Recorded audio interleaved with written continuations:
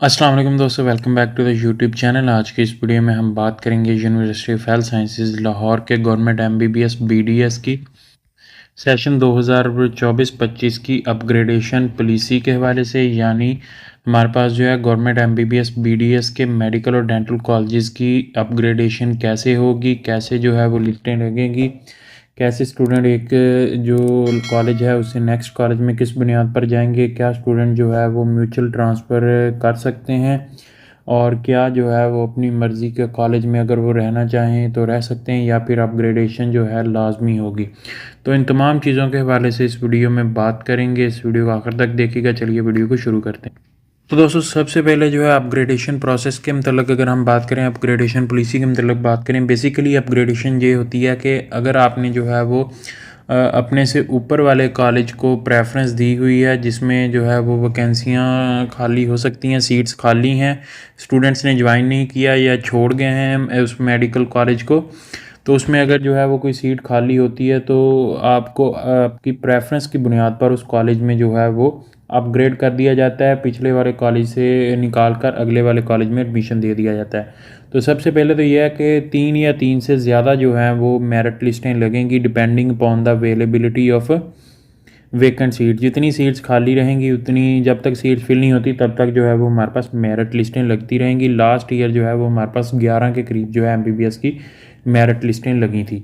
तो अब बात करें अपग्रेडेशन की, तो सेकंड और subsequent list no separate form will be filled by the candidates. यानी दूसरी या उससे बाद वाली जितनी भी लिस्टें होंगी उनके लिए जो है वो कैंडिडेट कोई भी सेपरेट जो है वो फॉर्म फिल नहीं करेगा। जो कॉलेज की चॉइस, जो प्रेफरेंस लिस्ट उसने एडमिशन भेजते हुए दे दी थी वही फाइनल समझी जाएगी, और उसी की बुनियाद पर जो है वो उसके तमाम तर प्रोसेस जो है एमबीबीएस बीडीएस का वो कंप्लीट किया जाएगा। Candidates getting selected in the previous list will be considered for upgradation in the subsequent list. यानी जिन स्टूडेंट्स ने पिछली लिस्ट में एडमिशन लिया है या उनका जो है वो वेटिंग लिस्ट में है तो उनको जो है वो अपग्रेडेशन लिस्ट में जो है वो अपग्रेडेशन के लिए जो है वो कंसीडर किया जाएगा। ऐसे तमाम तर जो कैंडिडेट्स जिन्होंने एडमिशन नहीं लिया एक कॉलेज में, सपोज करें उनका उनका ड्रीम कॉलेज जो है वो है साहिवाल मेडिकल कॉलेज, उनका नाम जो है फर्स्ट लिस्ट में डेरा गाजी खान मेडिकल कॉलेज में आता है, तो वो एडमिशन नहीं लेते डेरा गाजी खान मेडिकल कॉलेज में, तो उनका एडमिशन जो है वो कैंसिल हो जाएगा। उनको एडमिशन प्रोसेस के लिए बाद में जो है वो कंसीडर ही नहीं किया जाएगा। साहिवाल मेडिकल कॉलेज तक पहुंचने के लिए उसके लिए ज़रूरी था कि वो सबसे पहले जो है वो डीजी खान मेडिकल कॉलेज में ज्वाइनिंग देता। नेक्स्ट आने वाली लिस्टों में अगर उसका नाम जो है वो साहिवाल मेडिकल कॉलेज तक पहुंचता, उसका मेरिट, और साहिवाल मेडिकल कॉलेज में सीट्स खाली होती, तो देन जो है वो वहाँ पर जो है वो जा सकता था। तो ये एक एग्जांपल मैंने आपके साथ जो है वो शेयर कर दी है, और ये हमारे पास जो है कंपलसरी होगी। यानी अगर हमारे पास जो है एक स्टूडेंट ने प्रेफरेंस दी हुई है छठे नंबर पर, हमारे पास सपोज कर लें कि उसने छठे नंबर पर प्रेफरेंस दी है फैसलाबाद मेडिकल यूनिवर्सिटी को, लेकिन उसका एडमिशन जो फर्स्ट लिस्ट में था वो हमारे पास हुआ था निश्तर में। तो निश्तर में जो है सपोज़ करें उसका दिल कर रहा है कि अब मुझे ये कॉलेज पसंद आ गया तो मैं यहीं पर रहूँगा, मुझे अपग्रेड नहीं होना, लेकिन उसका जो मेरिट है वो Faisalabad medical university Punjab medical college में बन रहा है। आगे आने वाली लिस्टों में सेकंड लिस्ट या थर्ड लिस्ट जो लगी है तो उसको जो है वो, अगर उसने प्रेफरेंस ऊपर वाले कॉलेज को दी है, उसमें सीट्स भी खाली हैं और उसका मेरिट भी बन रहा है, उसका रैंक उस कॉलेज में आ रहा है, तो उसको लाजमी तौर पर वहाँ पर जो है अपग्रेड होना पड़ेगा।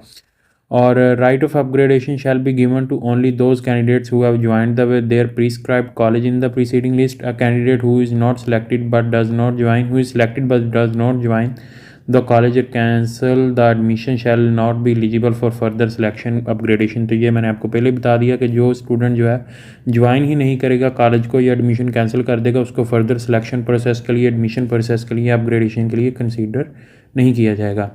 Candidate shall only be upgraded to a college in case a seat is available and merit of candidate corresponds to that of the college। एक तो यह है कि उस कॉलेज में जिसमें आपने अपग्रेड होना है वहाँ पे सीट खाली हो, और दूसरा आपका मेरिट भी उसके मुताबिक बन रहा हो।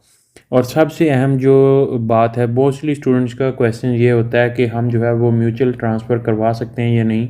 यानी दो स्टूडेंट्स हैं, एक है रावलपिंडी का और दूसरा है हमारे पास डीजी खान का। रावलपिंडी वाले का एडमिशन डीजी खान में हो रहा है और डीजी खान वाले का रावलपिंडी में हो रहा है, तो वो दोनों चाहते हैं कि हम जो है वो अपने होम टाउन में चले जाएं। ये एग्जांपल दे रहा हूँ आपको। वैसे तो अगर वो चाहें कि हम जो है वो आपस में दोनों मिलकर जो है अपना कॉलेज जो है वो एक्सचेंज कर लेते हैं, अपनी सीट एक्सचेंज कर लेते हैं, डीजी खान वाला डीजी खान में रह जाए, रावलपिंडी वाला वापस रावलपिंडी में चला जाए, तो ऐसे जो है वो नहीं हो सकता, ये पॉसिबल नहीं है। म्यूचुअल ट्रांसफ़र ना यहाँ पर एडमिशन के वक्त पॉसिबल है और ना ही हमारे पास जो है बाद में जो है माइग्रेशन के वक्त जो है ये पॉसिबल होता है। और दूसरा स्टेटस रिटेंशन, यानी आप जो है वो सेम कॉलेज में नहीं रह सकते after upgradation to another college. जब आपका नाम दूसरे आने वाली लिस्टों में, सेकंड लिस्ट में या थर्ड लिस्ट में नेक्स्ट कॉलेज की लिस्ट में आ जाएगा, तो आपको लाजमी तौर पर जो कॉलेज है वो छोड़कर नेक्स्ट कॉलेज में मूव करना होगा।